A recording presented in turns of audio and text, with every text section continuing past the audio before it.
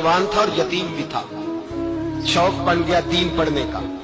मोहल्लेदार इलाके वाले कहने लगे कहां से कमाएगा, ना बाप है, ना माँ है, ना घर है, कहां से। हजरत रूमी कहते हैं नौजवान ने जंगल में झोंपड़ी लगा ली। वहां वो सुबह मदरसे जाता, शाम को जंगल में रहता, वहां अल्लाह अल्लाह करता, सबक याद करता।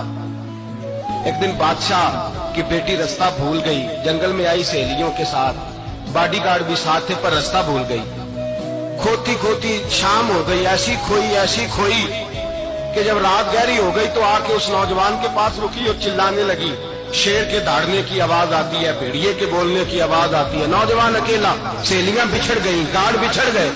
कहने लगी मैं परेशान हूं, मुझे जगह मिल जाएगी। नौजवान कहता मैंने शहजादी देखी और मुझे भी पता था कि घर एक ही है और रात को अंदर से दरवाजा भी बंद करना पड़ता है, जंगल जानवर भी आ जाते हैं।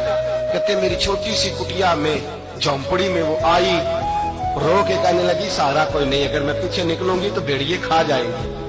कहते मैंने उसे जगह दे दी। अकेली औरत, चराग जल रहा है, सबक याद कर रहा हूं। मेरे नबी पाक ने फरमाया जहां मर्द औरत अकेले हो तीसरा शैतान होता है। और शहजादी, वो बच्चा कहता है सबक याद करता रहा सारी रात।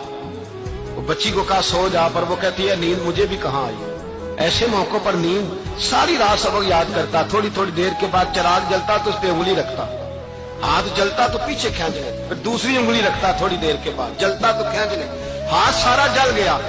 सुबह किरणें चमकी तो कहने लगा चल निकल जा, दौड़ जा, बस बड़ा सब्र का इम्तिहान हो गया, चली जा। शहजादी बाहर निकली, सिपाही ढूंढ रहे थे, बादशाह खुद जंगल में निकला हुआ था। मेरी बेटी मिल गई। बादशाह तन्हाई में जाके कहने लगा बेटा मैं दुनिया को बताऊंगा कि मेरी बेटी खोई नहीं थी, सिपाही साथ ही थे। ये बड़ा मुश्किल होता है, बेटी तो भूल के